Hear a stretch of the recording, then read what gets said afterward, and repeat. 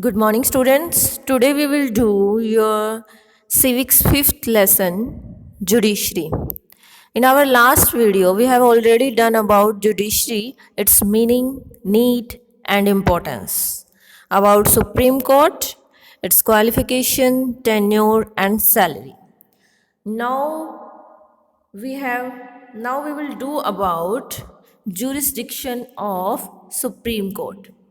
Firstly, the original jurisdiction means jurisdiction या power and function of the supreme court उसको divide किया गया है.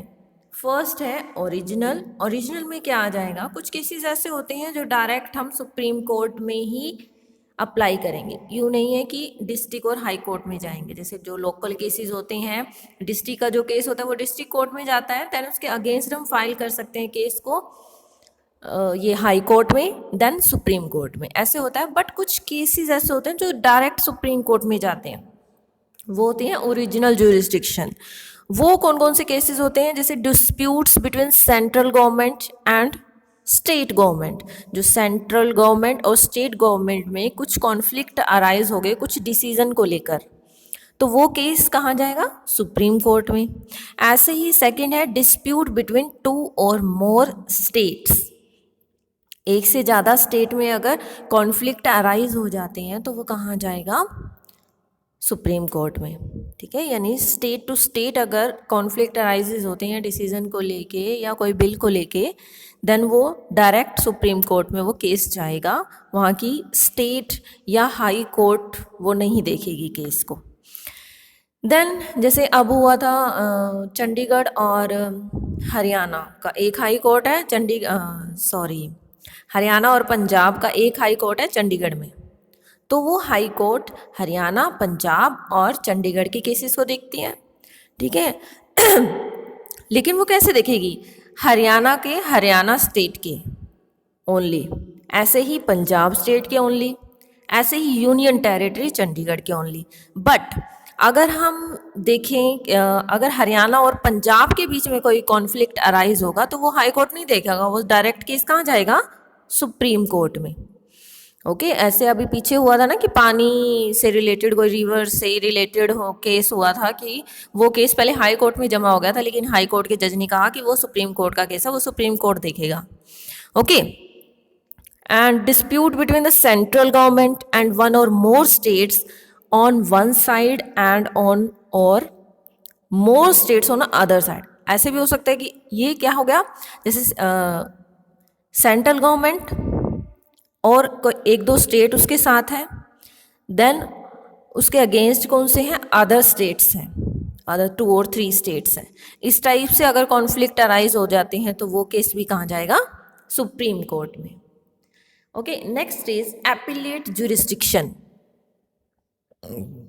एपिलेट ज्यूरिसडिक्शन मीन्स अपील कहाँ पर की जा सकती है, किन किन केसेस की अपील सुप्रीम कोर्ट में की जा सकती है.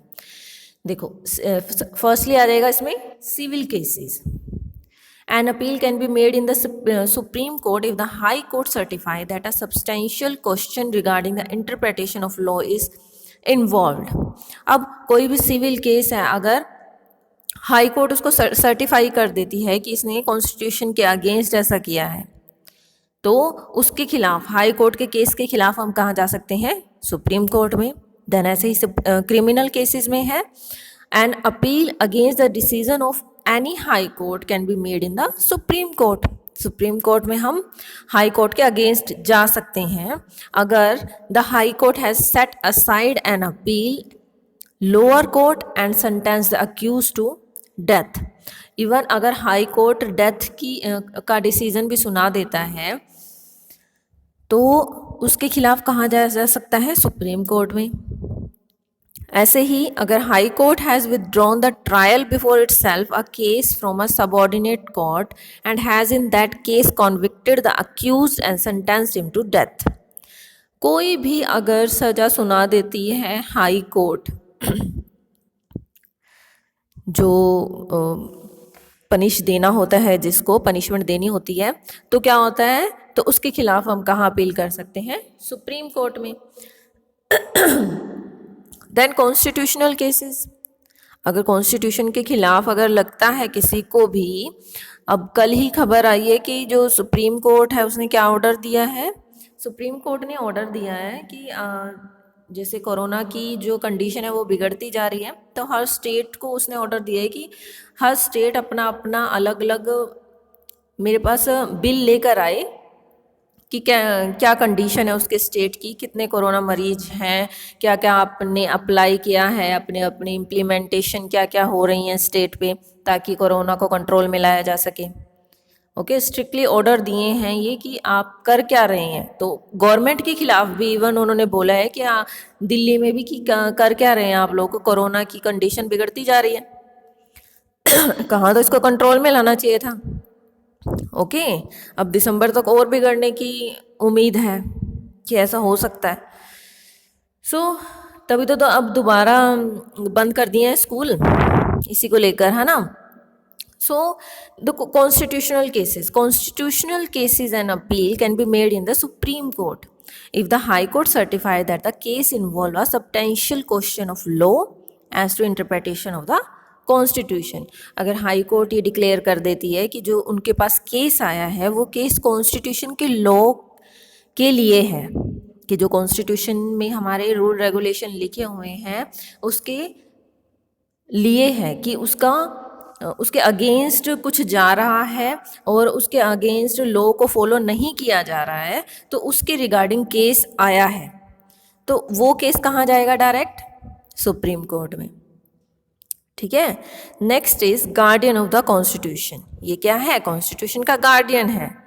अगर कोई भी कॉन्स्टिट्यूशन के रूल के अगेंस्ट जाएगा, उसको फॉलो नहीं करेगा, तो वो उसका पनिशमेंट देगा supreme court. Then guardian of fundamental right. अब फंडामेंटल राइट को भी ये करता है, कौन कौन से राइट हैं, अगर किसी के भी सिटीज़न के जो हमारे फंडामेंटल राइट्स हैं इनके अगेंस्ट वॉयलेशन होता है तो उनके खिलाफ भी सुप्रीम कोर्ट एक्शन लेती है। इसके खिलाफ देखो क्या क्या पावर्स हैं, ये रिट्स निकालती है। रिट्स मीन्स ऑर्डर या लीगल डॉक्यूमेंट्स निकालती है।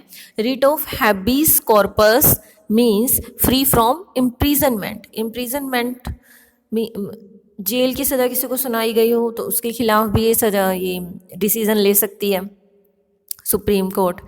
देन रिट ऑफ प्रोहिबिशन, कि किसी के भी अगर फंडामेंटल राइट्स हैं उसके खिलाफ जो होते हैं, फंडामेंटल राइट्स के अगेंस्ट अगर कोई भी वायलेशन होता है तो उसके अगेंस्ट हम सुप्रीम कोर्ट में अपील कर सकते हैं और फिर वो सुप्रीम कोर्ट उसके केस सुन के एक्शन लेगी। Okay, then advisory function. As the highest court in the country, the Supreme Court gives legal advice to the President of India and any legal law of constitution matter refer to it। कि अगर कोई भी law बनाया जाता है, देखो तो उसमें जो कमेटी बिठाई जाती है वो किसकी होती है, जजेस की होती है, जो सुप्रीम कोर्ट के होते हैं। ओके, जो ज़्यादा एक्सपीरियंस्ड होते हैं वही सुप्रीम कोर्ट में आते हैं और वही प्रेसिडेंट को भी सलाह देते हैं कि इस टाइप का लॉ हमारे पीपल के वेलफेयर के लिए होगा तो ये लॉ हमें बनाना चाहिए। जैसे जीएसटी का लॉ हो गया, रिजर्वेशन का हो गया, ओके, सिटीजनशिप का हो गया। ये लॉज एडवाइस किसने दिया था, जजेस ने, सुप्रीम कोर्ट के जजेस। अगर मेड कौन करता है किसी भी लॉ को, लेजिस्लेचर। देन एडवाइस कौन देता है, सुप्रीम कोर्ट के जजेस। Okay, clear. देन हम करेंगे high court. The highest court of law in every state. वो क्या थी, सेंट्रल लेवल की supreme court, and high court कौन सी होती है, स्टेट लेवल की, that is called high court. Orderly every state has a high court, okay, but parliament has the power to pass a law providing for a common high court. जैसे पंजाब और हरियाणा की है, गुवाहाटी में, असम में एक हाई कोर्ट है जो है अरुणाचल प्रदेश, मिजोरम, त्रिपुरा, मणिपुर और नागालैंड की। यानी हाई कोर्ट्स टोटल इंडिया में कितनी हैं, 24 हैं, और स्टेट्स कितने हैं, 28। तो कुछ को मिला के बन गए हमारे 24। जैसे पंजाब और हरियाणा की एक है, ऐसे ही गुवाहाटी के मैंने अभी गिनवाए, है ना। ऐसे तेलंगाना एंड आंध्र प्रदेश की कहाँ पर है, हैदराबाद में है। ओके, एक हाई कोर्ट दिल्ली में होगी, और यूपी में 2 हाई कोर्ट हैं। ओके, ऐसे मिला कि कितनी कंट्री में टोटल हाई कोर्ट्स कितनी हैं? 24। देन कंपोजिशन क्या आएगी? जैसे the high court consist of a chief justice and some other जजेस who are appointed by the president of India. ये सारे किसके थ्रू? जो जितने भी जजेस होते हैं हाई कोर्ट के, सुप्रीम कोर्ट के, कौन अपॉइंट करता है? President. The Chief Justice is appointed by the President of India in a consultation with the Chief Justice of India and the Governor of that state. अब जितने भी high court के other जजेस होते हैं तो उसमें एडवाइस किसकी ली जाती है? चीफ जस्टिस की। Okay, next is qualification. अब हाई कोर्ट में जज बनने के लिए आपको क्या क्या क्वालिफिकेशन होनी चाहिए आपके अंदर? First is he must be a citizen of India, ये तो मस्ट है। Then he must have held a judicial office in India for at least 10 years, या तो उसने जुडिशियल ऑफिस, उसको 10 ईयर्स का एक्सपीरियंस हो। देन उसको 10 ईयर्स का एडवोकेट, या ऐसे हो सकता है कि उसको 10 ईयर एडवोकेट रह चुका हो हाई कोर्ट में। देन इसके टेन्योर पे आते हैं हम। 65 ईयर्स के बाद जजेस रिटायर हो जाते हैं, उनको पेंशन मिलती है। देन सैलरी पे आते हैं। The chief justice of the high court receive a monthly salary of ₹2,50,000 and other जजेस 2,25,000। और इनकी जो सैलरी है इनको कम नहीं किया जा सकता except the financial emergency in the country. Okay, इसके जुरिस्डिक्शन हम नेक्स्ट वीडियो में करेंगे। Till then keep learning at your home students. Bye bye all of you, take care.